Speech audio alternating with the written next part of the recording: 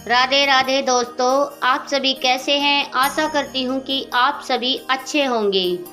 मैं आज आपको बताने वाली हूँ पौधों के कुछ लक्षण, जिन पौधों को घर में लगाने से नकारात्मकता आ जाती है। तो मैं आज आपको इस कहानी के माध्यम से समझाऊंगी। एक समय की बात है, भगवान श्री कृष्ण के एक प्रिय मित्र उनसे मिलने के लिए द्वारिका नगरी पधारे। भगवान श्री कृष्ण ने उनका अत्यंत आदर और स्नेह पूर्वक स्वागत किया और मुस्कुराते हुए उनके आने का कारण पूछा। तब सखा बोले, हे केशव, आप तो सर्वज्ञ हैं, सब कुछ जानते हैं, फिर भी आज मैं आपसे यह जानने के उद्देश्य से आया हूँ कि मनुष्य को किन किन वृक्षों का रोपण करना चाहिए। कौन से वृक्ष भवन के सामने लगाने योग्य है। इन वृक्षों के लगाने से दरिद्रता दूर होती है तथा कौन से वृक्ष शत्रु, रोग, भय और भूत पिशाच जैसे संकटों से रक्षा करते हैं। यह सुनकर भगवान श्री कृष्ण मंद मुस्कान के साथ बोले, हे सखा, आज तुमने अत्यंत श्रेष्ठ और कल्याणकारी प्रश्न किया है। यह प्रश्न केवल तुम्हारे ही नहीं, समस्त मानव जाति के कल्याण से जुड़ा हुआ है। इस संसार में वृक्षों का योगदान अतुल्य है। वृक्ष सदा ही पूजनीय रहे हैं, क्योंकि वे न केवल प्राणवायु प्रदान करते हैं, बल्कि पृथ्वी पर जीवन का आधार भी है। परंतु आज तुमने भवन की सीमा में वृक्ष लगाने के विषय में जो प्रश्न किया है, वह अत्यंत गुण और शुभ फलदायक है। भगवान आगे बोले, वास्तव में जब कोई मनुष्य अपने घर के समीप उचित वृक्षों का रोपण करता है तो न केवल अपने भवन की सुरक्षा बढ़ाता है, बल्कि अपने जीवन में सकारात्मक ऊर्जा का संचार भी करता है। वृक्ष वातावरण को शुद्ध करते हैं, मन की शांति बढ़ाते हैं और घर में नकारात्मकता को दूर करते हैं। ऐसे शुभ पेड़ पौधे जिनकी छाया, सुगंध और ऊर्जा पवित्र होती है, वे घर में सुख, शांति और समृद्धि का आगमन करते हैं। साथ ही यह अनेक प्रकार के वास्तु दोषों को भी समाप्त करते हैं। घर के आंगन में खड़े वृक्ष देवताओं के समान रक्षक बन जाते हैं, जो घर की रक्षा करते हैं। फिर श्री कृष्ण जी ने कहा, हे मित्र, अब मैं तुम्हें यह बताऊंगा कि कौन से पौधे घर के समीप लगाने चाहिए और किन पौधों से बचना चाहिए। परंतु उससे पहले मैं तुम्हें एक प्राचीन कथा सुनाता हूँ। इस कथा के माध्यम से तुम स्वयं समझ सकोगे कि वृक्षों और पौधों का मनुष्य के जीवन में कितना गहरा प्रभाव होता है। कौन से वृक्ष दरिद्रता को आमंत्रित करते हैं और कौन से सुख समृद्धि का प्रसार करते हैं।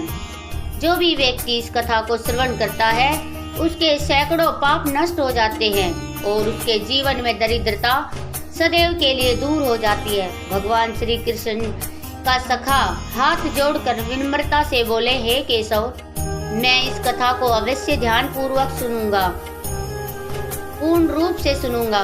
कृपया मुझे वह कथा सुनाइए, जिससे मैं और समस्त जन यह समझ सके कि वृक्ष का घर के समीप क्या प्रभाव पड़ता है।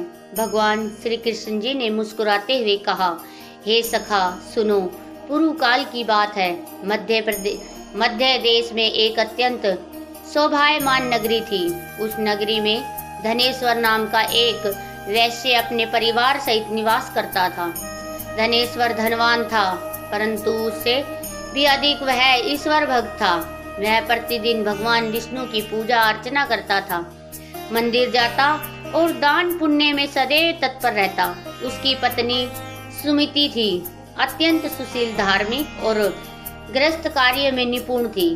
उनके घर में धन धान्य, सुख, संपत्ति और प्रसन्नता की कोई कमी न थी। भगवान की कृपा से उनका जीवन पूर्णतः आनंदमय था। इस प्रकार अनेक वर्ष शांति से बीत गए। एक दिन धनेश्वर की पत्नी सुमति ने सोचा कि आंगन को और सुंदर बनाना चाहिए। उसने अपने आंगन में कुछ वृक्ष और पौधों का रोपण किया। प्रतिदिन वह उन पौधों को जल चढ़ाती, उन्हें पूजती और उनकी सेवा करती रहती। किंतु उन्हें यह ज्ञान नहीं था कि कौन से वृक्ष शुभ फल देने वाले हैं और कौन से अशुभ प्रभाव डालने वाले हैं। इसलिए उसने केवल अपनी इच्छा से जो वृक्ष उसे सुंदर और प्रिय लगे, वही लगा दिए। दुर्भाग्यवश उन्हीं वृक्षों में अधिकांश ऐसे थे जो वास्तु और धर्म के अनुसार घर के लिए अशुभ माने जाते हैं। समय बीतने पर उनके घर में धीरे धीरे अनिष्टता के लक्षण दिखने लगे। पहले धनेश्वर के व्यापार में भारी हानि हुई। उसके बाद घर में कलह और विवाद बढ़ने लगे। पति पत्नी में बार बार झगड़े होने लगे। जैसे जैसे वह वृक्ष बड़े होते गए, वैसे वैसे उनके जीवन में दुख, दरिद्रता, कलेश बढ़ता गया। धनेश्वर का व्यापार पूरी तरह से डूब गया। घर में रखा धन समाप्त हो गया, जहाँ तक कि भोजन के लिए भी पैसा ना बचे। भूख और चिंता के घर का वातावरण भारी हो गया। धनेश्वर की पत्नी अत्यंत दुखी रहने लगी। कभी वह अपने पति पर क्रोधित करती और कभी स्वयं पर कोसती। एक दिन उसने क्रोधित होकर कहा, हे स्वामी, अब तो कुछ काम करो, कहीं जाकर कुछ कमाई लाओ। तब धनेश्वर गांव-गांव घूमकर काम मांगने लगा, परंतु कोई भी उसे कार्य नहीं देता था। थक कर वह घर लौट आया और बोला, हे भद्रे, मुझे कहीं पर भी कोई काम नहीं मिला, अब मैं कहाँ जाऊँ। यह सुनकर सुमति और भी व्यथित हो उठी। धीरे धीरे उन्होंने घर के सारे गहने बेच डाले। जो थोड़ा बहुत अन्न प्राप्त हुआ उसी से उन्होंने कुछ दिन पेट पाला, परंतु अब उनके पास कुछ भी नहीं बचा। इस प्रकार केवल अशुभ वृक्षों के रोपण के कारण वह परिवार, जो कभी समृद्ध और आनंद का प्रतीक था, पूर्णतः दरिद्रता और दुख में डूब गया। किंतु धनेश्वर और सुमति यह नहीं समझ पाई कि उनके दुर्भाग्य का मूल कारण उनके ही आंगन में लगाए गए वे अशुभ वृक्ष थे। फिर एक दिन की बात है, जब धनेश्वर और सुमति अत्यंत दुखी और निर्धन हो चुके थे, उसी समय एक साधु महात्मा उनके द्वार पर पधारे। वे साधु महात्मा तेजस्वी मुखमंडल वाले, शांति और करुणा के ओतप्रोत एक दिव्य आभा से युक्त थे। उन्हें देखकर धनेश्वर तत्काल उठ खड़ा हुआ, दोनों हाथ जोड़कर नम्रता से प्रणाम किया और बोला, हे साधु महाराज, पधारिए। इस गरीब के घर में आपका स्वागत है। कृपया करके बताइए, मैं आपकी किस प्रकार सेवा कर सकता हूँ। साधु महाराज ने शांत स्वर में कहा, हे महोदय, मैं कई दिनों से तीर्थ यात्रा पर हूँ। निरंतर भ्रमण करते हुए अत्यंत थक गया हूँ, इसलिए विश्राम के लिए कोई स्थान ढूंढ रहा था। यदि तुम्हें कोई आपत्ति ना हो तो मुझे अपने घर में कुछ समय ठहरने दो। मैं कई दिनों से भूखा भी हूँ। यदि थोड़ा भोजन मिल जाए तो परम कृपा होगी।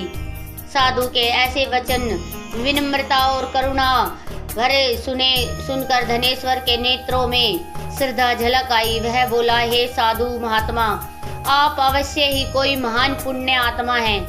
आपके मुखमंडल से दिव्य तेज प्रकट हो रहा है।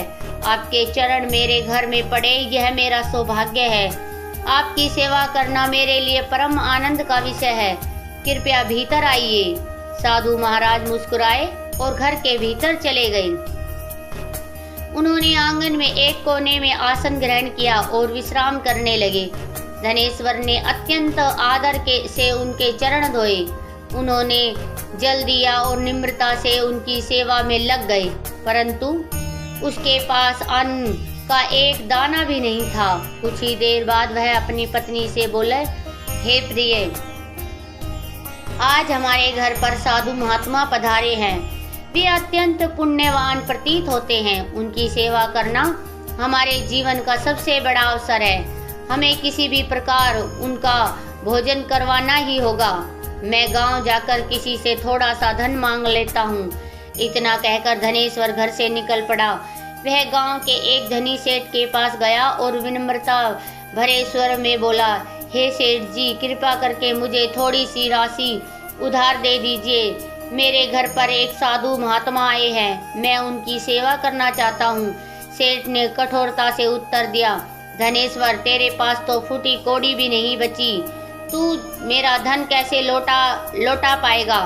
धनेश्वर बोला, सेठ जी, मुझ पर दया कीजिए। मैं वचन देता हूँ शीघ्र ही आपका धन लौटा दूंगा। यदि मैं ना भी चुका सका तो आप मेरा घर ले लीजिएगा। सेठ कुछ देर विचार में पड़ा। उसकी कठोरता थोड़ी पिघली और उसने कहा, अच्छा, यदि तू वचन देता है तो यह धन ले जा, किंतु यदि लौटाया नहीं तो तेरा घर मेरा होगा। धनेश्वर ने दृढ़ स्वर में कहा, हे, मैं वचन देता हूँ। फिर उसने सेठ से कुछ धन लिया और बाजार गया। वहां से दूध, चावल, सब्जी, आटा और शक्कर आदि आवश्यक वस्तुएं खरीद कर लौटा। उसने प्रसन्न होकर अपनी पत्नी से कहा, हे प्रिय, अब तुम उन साधु महात्मा के लिए प्रेम पूर्वक भोजन बनाओ। सुमति ने तत्परता से रसोई तैयार की। शीघ्र ही सुस्वाद भोजन बनाकर उसने थाल में परोसा और अत्यंत विनम्रता से साधु महाराज के समक्ष रख दिया। साधु ने प्रेम पूर्वक भोजन ग्रहण किया। उनकी आंखों में करुणा और संतोष झलक रहा था। भोजन समाप्त हो जाने के पश्चात वह साधु महात्मा धनेश्वर के घर से प्रस्थान करने लगे तो उन्होंने प्रेम पूर्वक कहा, हे वेश्य, मैं तुम्हारी भक्ति, सेवा और आदर सत्कार से अत्यंत प्रसन्न हूँ। तुम्हारे भीतर जो सच्चाई और श्रद्धा है वह दुर्लभ है, इसलिए मैं तुम्हें आशीर्वाद देता हूँ। जो भी तुम्हारी कामना है वह निसंकोच तुम मुझसे कहो, मैं उसे अवश्य पूर्ण करूँगा। धनेश्वर अत्यंत विनम्र होकर बोला, हे महात्मा, आपका आशीर्वाद ही हमारे लिए सबसे बड़ा वरदान है, किंतु एक बात मेरे हृदय में सदा कष्ट देती है। मैंने सदा भगवान विष्णु की भक्ति की है, सत्य का मार्ग अपनाया है, किसी का अपकार नहीं किया, फिर भी मुझे दरिद्रता और दुख का जीवन क्यों भोगना पड़ रहा है? कृपया करके बताइए, यह कौन सा पाप है जिससे के कारण हमारे जीवन में इतना कष्ट आया है? और हे प्रभु, इस दरिद्रता से मुक्ति का क्या उपाय है? साधु महाराज ने शांत दृष्टि से उसकी ओर देखा और बोले, वत्स धनेश्वर, जब मैं तुम्हारे द्वार पर पहुंचा था तभी मुझे ज्ञात हो गया था कि तुम्हारे जीवन में घोर दरिद्रता क्यों आई है। तुम्हारा हृदय तो शुद्ध है, किंतु तुम्हारे घर के आसपास जो वातावरण, उसमें दोष उत्पन्न हो गया है। तुम्हारे घर के आंगन और सीमा के पास जो वृक्ष लगे हैं वही तुम्हारी दरिद्रता और संकटों का मूल कारण है। तुम्हारी पत्नी ने अज्ञानवश कुछ ऐसे वृक्ष का आरोपण किया है जो वास्तु और धर्म के अनुसार अत्यंत अशुभ माने गए हैं। इन्हीं वृक्षों की छाया में तुम्हारे घर की लक्ष्मी रूठ गई है, इसलिए पहले इन वृक्षों को हटा दो, उनके स्थान पर शुभ वृक्ष लगाओ। धनेश्वर ने अत्यंत विनम्रता से कहा, हे महात्मा, आप साक्षात ज्ञान के सागर हैं, कृपया करके मुझे विस्तार से बताइए कि कौन से वृक्ष घर के समीप लगाने योग्य है जिससे हमारे जीवन में पूर्ण सुख, शांति और समृद्धि लौट सके, और कौन से वृक्ष हमें कभी नहीं लगाने चाहिए। मैं आपकी प्रत्येक आज्ञा का पालन करूंगा। साधु मुस्कुराए और बोले, हे वेश्य, ठीक है, अब ध्यान पूर्वक सुनो। मैं तुम्हें वे सभी पवित्र वृक्ष बताता हूँ जिन्हें घर के पास लगाने से शुभ फल की प्राप्ति होती है और जीवन में दरिद्रता दूर हो जाती है। सबसे पहले सुनो, पीपल का वृक्ष। पीपल का वृक्ष पृथ्वी पर साक्षात श्री हरि विष्णु का रूप माना गया है। किसी जलाशय या पवित्र स्थान के समीप पीपल लगाने का फल सैकड़ों यज्ञों के समान होता है। जब पीपल के पत्ते उस जल में गिरते हैं तो वे पिंड के समान होकर पितरों का तर्पण करते हैं और सभी प्रकार के पितृदोष समाप्त कर देते हैं। जो मनुष्य प्रतिदिन स्नान के पश्चात पीपल का स्पर्श करता है वह पापों से मुक्त होकर सदैव विजय प्राप्त करता है।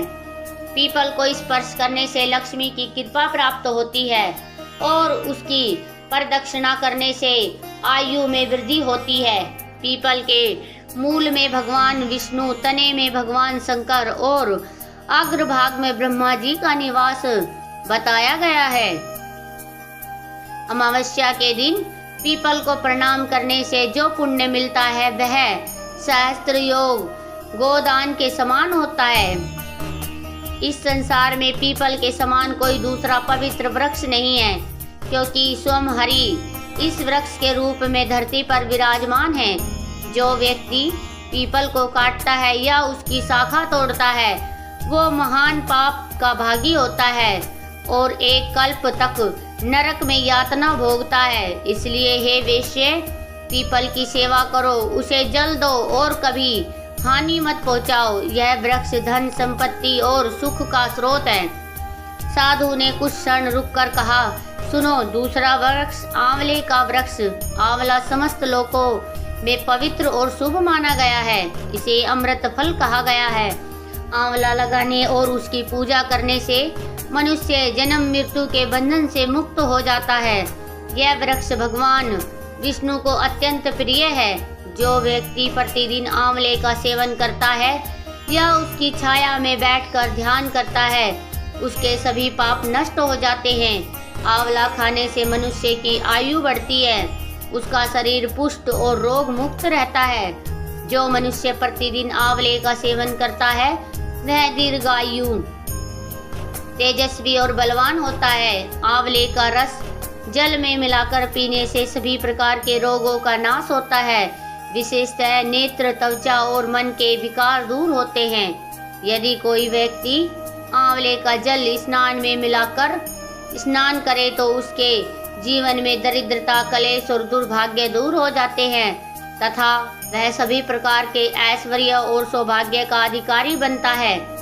जिस घर में आंवला सदा विद्यमान रहता है वहां पर दैत्य, राक्षस और नकारात्मक शक्तियां कभी प्रवेश नहीं करती। एकादशी के दिन आंवले का दर्शन या सेवन किया जाए तो मनुष्य को वह पुण्य प्राप्त होता है जो समस्त तीर्थ के स्नान से भी अधिक होता है। अपने केशों में आंवला का प्रयोग करने वाला मनुष्य दीर्घायु होता है और उसे मृत्यु के पश्चात पुनः इस नरक लोक में जन्म नहीं लेना पड़ता। जिस घर के द्वार या आंगन के पास आंवले का वृक्ष होता है वह साक्षात श्री हरि नारायण का निवास माना गया है, क्योंकि वह स्थान पवित्र, समृद्ध और शांति से भरा रहता है। अब सुनो, साधु आगे बोले, तीसरा शुभ वृक्ष होता है अशोक का वृक्ष। इसके नाम से ही शोक का नाश निहित है। अशोक वृक्ष में अप्सराओं का निवास कहा गया है।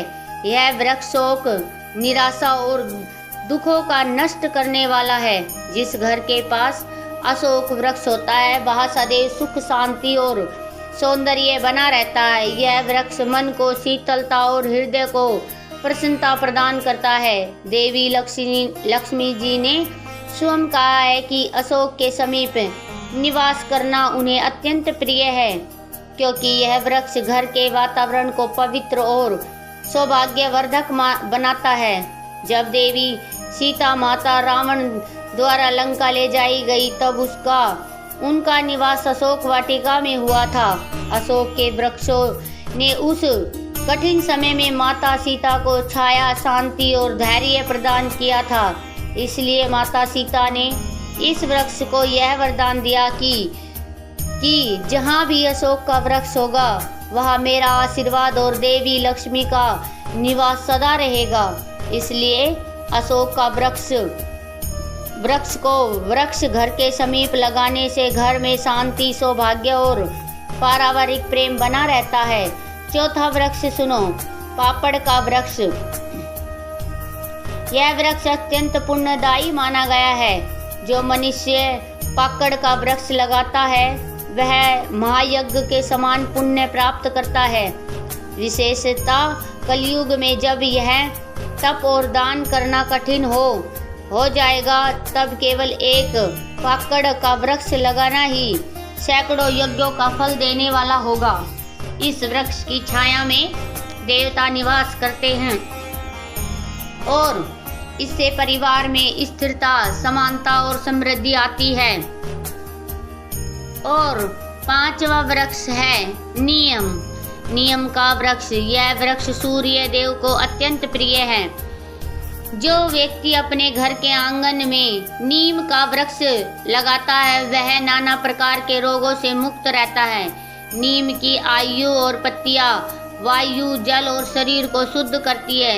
यह वृक्ष दीर्घ आयु और आरोग्य प्रदान करने वाला है। माँ लक्ष्मी को नीम के पत्ते अत्यंत प्रिय हैं, इसलिए वे ऐसे घर में निवास करती है जहाँ नीम का वृक्ष आरोग्यता प्रदान करने वाला है। नीम के नीचे तुलसी का पौधा लगाने से वह स्थान देवालय के समान पवित्र हो जाता है। जिस घर के द्वार पर नीम का वृक्ष होता है वहाँ धन संपत्ति का अभाव कभी नहीं रहता। अब सुनो छठा वृक्ष, जामुन का वृक्ष। जो व्यक्ति कन्या की प्राप्ति की कामना करता है उसे जामुन का वृक्ष अवश्य लगाना चाहिए।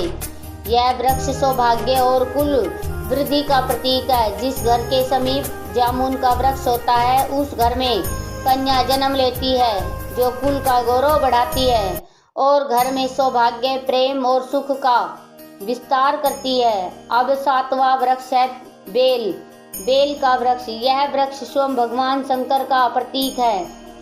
बेल के तीन पत्र त्रिदेवों के ब्रह्मा, विष्णु और महेश का रूप माने गए हैं। बेल के वृक्ष में भगवान शिव का निवास है और गुलाब के पौधों में देवी पार्वती का। इसलिए यदि कोई व्यक्ति बेल के वृक्ष के पास गुलाब का पौधा लगाता है तो उसे शिव पार्वती दोनों का आशीर्वाद प्राप्त होता है। ऐसे घर में कभी दुख, दरिद्रता या रोग का निवास नहीं होता। वहाँ अकाल मृत्यु नहीं होती, ना ही कोई स्त्री विधवा होती है। आठवां वृक्ष, नारियल का पेड़। नारियल का पेड़ अत्यंत शुभ और पवित्र माना गया है। यह देवताओं का प्रिय वृक्ष है और किसी भी धार्मिक अनुष्ठान में इसके बिना पूजा पूर्ण नहीं मानी जाती। घर के आंगन में नारियल का वृक्ष होने से घर में सदा शुभता और मंगल और उन्नति बनी रहती है। ऐसा घर समाज में सम्मान प्राप्त करता है, उसके सदस्यों की प्रतिष्ठा बढ़ती है और यह सदैव सौभाग्य का वास होता है। कहा गया है जिस घर के समीप नारियल का वृक्ष होता है वहाँ दरिद्रता और रोग नहीं टिकते। नारियल का फल स्वयं सत्य और पवित्रता का प्रतीक है। सुंदर पत्नी की कामना करने वाले व्यक्ति यदि अपने घर के पास अनार का वृक्ष लगाए तो उसे सुशील, कर्मनिष्ठ और सौभाग्यशालिनी पत्नी की प्राप्ति होती है। अनार का वृक्ष वैवाहिक सुख और सौंदर्य का प्रतीक है। इसके फल लाल रतन के समान माने जाते हैं, जो प्रेम है, समृद्धि और पारिवारिक सौहार्द और संकेत देते हैं। पलाश का वृक्ष ब्रह्म तेज प्रदान करने वाला माना गया है। यह यज्ञों में देवताओं को अर्पण हेतु सबसे पवित्र वृक्ष है। इसके रोपण से घर में विद्या, तेज और आध्यात्मिक ऊर्जा का संचार होता है। पलाश का वृक्ष लगाना ब्रह्मा ज्ञान और यश की प्राप्ति का साधन है। वंश वृद्धि और संतान प्राप्ति की कामना करने वाले व्यक्ति को अंकुल का वृक्ष लगाना चाहिए। यह वृक्ष संतान सुख देने वाला और कुल वृद्धि का प्रतीक है। इसकी छाया में संतान का पालन शुभ माना गया है। इस वृक्ष में कुल में नई पीढ़ियों का विकास होता है। यदि कोई व्यक्ति किसी भयंकर बीमारी से पीड़ित है तो उसे खेर का वृक्ष अवश्य लगाना चाहिए। यह वृक्ष रोग नाशक और आरोग्यदायक होता है। इसके समीप वायु शुद्ध रहती है और इससे शरीर में बल, रोग प्रतिरोधक क्षमता, शक्ति बढ़ती है। खेर का वृक्ष लगाने से बड़े बड़े रोगों का नाश होता है और दीर्घायु प्राप्त होती है। मोगरा के पौधों में गंधर्वों का निवास माना गया है। यह पौधा सुगंध, कला और सौंदर्य का प्रतीक है। जो व्यक्ति संगीत, नृत्य, चित्रकला या किसी भी कला के क्षेत्र से जुड़ा है उसे यह पौधा अपने घर के पास अवश्य लगाना चाहिए। इससे कार्यों में सफलता और प्रसिद्धि प्राप्त होती है। मोगरे की सुगंध वातावरण को पवित्र और आकर्षक बनाती है। यदि किसी मनुष्य को चोरों या लुटेरों का भय सताता है तो उसे बांस का वृक्ष अपने घर के पास लगाना चाहिए। यह वृक्ष रक्षक के समान कार्य करता है। चोरों को भयभीत करता और घर की सुरक्षा करता है। इसके रोपण से शत्रु दूर रहते हैं और घर में स्थिरता बनी रहती है। चंदन और कटहल के वृक्ष दोनों ही पुण्य और लक्ष्मी प्रदान करने वाले हैं। चंदन का वृक्ष शांति, भक्ति और पवित्रता का प्रतीक है, जबकि कटहल का वृक्ष समृद्धि और संतोष प्रदान करता है। इन दोनों वृक्षों के घर में होने से दुख, दरिद्रता और भय समाप्त हो जाते हैं। घर की उत्तर दिशा में यदि पापम, ताड़पापम या कनक चंपा के पौधे लगाए जाए तो घर के धन, संपत्ति और वैभव की वृद्धि होती है। यह पौधे वास्तु के अनुसार धन के आगमन के प्रतीक हैं और व्यापार में सफलता लाते हैं। केले का पेड़ अत्यंत शुभ माना गया है। इसके प्रत्येक भाग में देवी देवताओं का वास बताया गया है। केले के पेड़ में स्वयं भगवान विष्णु निवास करते हैं, इसलिए पूजा अर्चना में इसका विशेष स्थान है। घर के आंगन या मंदिर के पास केला लगाने से घर में सुख, समृद्धि, आरोग्य और धन की कभी कमी नहीं रहती। गुरुवार के दिन केले के पेड़ की पूजा करने से बृहस्पति देव प्रसन्न होते हैं और परिवार में स्थिर लक्ष्मी का निवास होता है। हार श्रृंगार यानी पारिजात का पौधा भी अत्यंत दिव्य और पवित्र है। इसकी उत्पत्ति समुद्र मंथन के समय हुई थी और उसी समुद्र मंथन से माँ लक्ष्मी भी प्रकट हुई थी, इसलिए पारिजात का सीधा संबंध लक्ष्मी माँ से है। जो व्यक्ति अपने घर के आंगन में पारिजात का पौधा लगाता है उसे माता लक्ष्मी की विशेष कृपा प्राप्त होती है। इसके घर में आनंद, सौभाग्य और चिरस्थायी शांति बनी रहती है।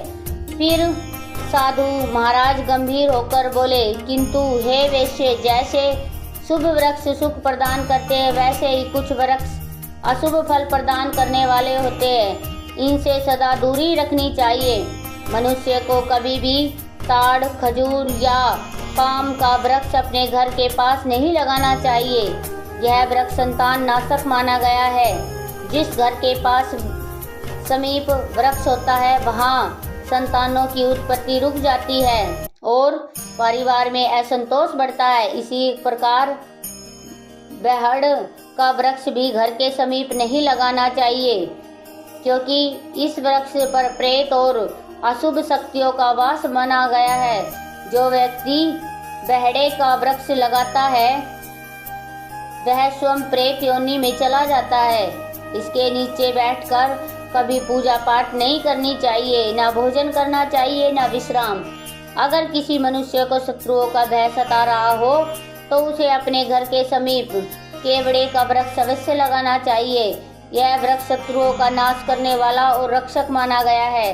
इसके प्रभाव से शत्रु स्वयं दूर भाग जाते हैं और घर की रक्षा होती है। साधु महात्मा आगे बोले, हे वैश्य, ध्यान रखो, घर में कुछ ऐसे पौधे और वृक्ष होते हैं जिनका रोपण करना अत्यंत अशुभ माना गया है। मनुष्य को कभी भी ऐसे पौधे नहीं लगाने चाहिए जिनके तने या शाखाओं को काटने या तोड़ने पर दूध निकलता हो। ऐसे पौधे को नकारात्मक शक्ति का वास होता है जो परिवार में कलह, चिंता और दरिद्रता लाते हैं। घर के सामने कभी भी बबूल का पेड़ नहीं लगाना चाहिए, क्योंकि इसे लगाने से विपत्तियां आती हैं। परिवार में मतभेद और विवाद बनते हैं। बबूल की कांटेदार प्रकृति गृहस्थ जीवन में वैर और कटुता को जन्म देती है। इसी प्रकार घर के सामने बेर का वृक्ष भी नहीं लगाना चाहिए। यह वृक्ष नकारात्मक ऊर्जा को आकर्षित करता है। इसके कारण घर में धन का नाश होता है, शत्रु बढ़ते हैं, मन में अस्थिरता बनी रहती है। पपीते का वृक्ष भी घर के सामने लगाना वर्जित है। पपीते को काटने पर दूध जैसा रस निकलता है और यही उसके अशुभ होने का कारण माना गया है। वृक्ष के प्रभाव से धन का नाश होता है, रोग और दरिद्रता बढ़ती है। यह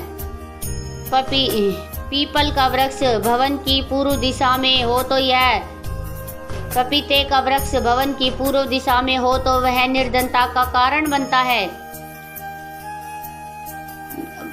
पपीते का वृक्ष पीपल का वृक्ष पवित्र अवश्य है, परंतु इसका स्थान यदि उचित दिशा में ना हो तो वह फलदायी नहीं होता। पीपल को सदैव मंदिरों, नदी किनारों और जलाशय के पास लगाना शुभ माना गया है, न कि घर के द्वार पर। यदि वृक्ष बरगद घर की पश्चिम दिशा में हो तो घर में शोक और दुख का वातावरण बना रहता है।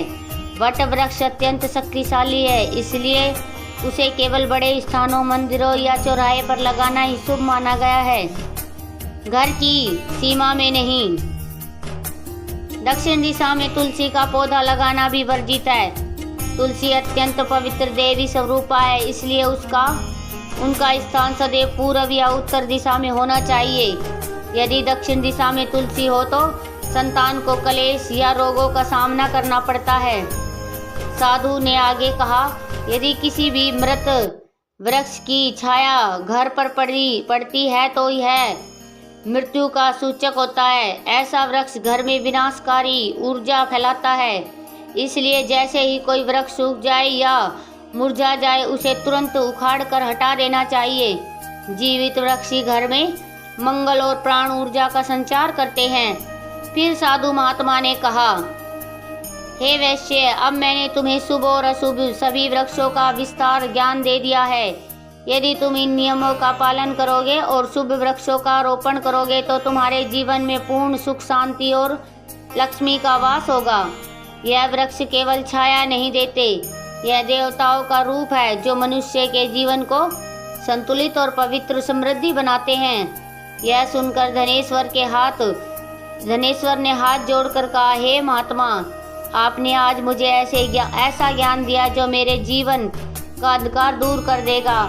मैं आपका सदा आभारी रहूंगा। साधु महात्मा ने प्रेम पूर्वक मुस्कुराते हुए कहा, उसे आशीर्वाद दिया, वत्स, तुम्हारे घर में अब सुख और समृद्धि लौट आएगी। यह कहकर वह साधु महात्मा वहां से अंतर ध्यान हो गए। धनेश्वर और उसकी पत्नी सुमति ने जब देखा कि साधु अचानक अदृश्य हो गए हैं तो उन्हें समझ में आ गया कि वे कोई साधारण तपस्वी नहीं थे, वे स्वयं भगवान विष्णु ही उनके कल्याण के लिए आए थे।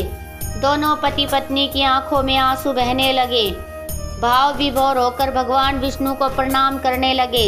इसके बाद धनेश्वर ने साधु महात्मा की आज्ञा के अनुसार अपने घर के समीप सभी अशुभ वृक्षों को हटाया और शुभ वृक्षों को रोपण किया। कुछ ही समय में उनके घर में अन्न, धन, वैभव की वर्षा होने लगी।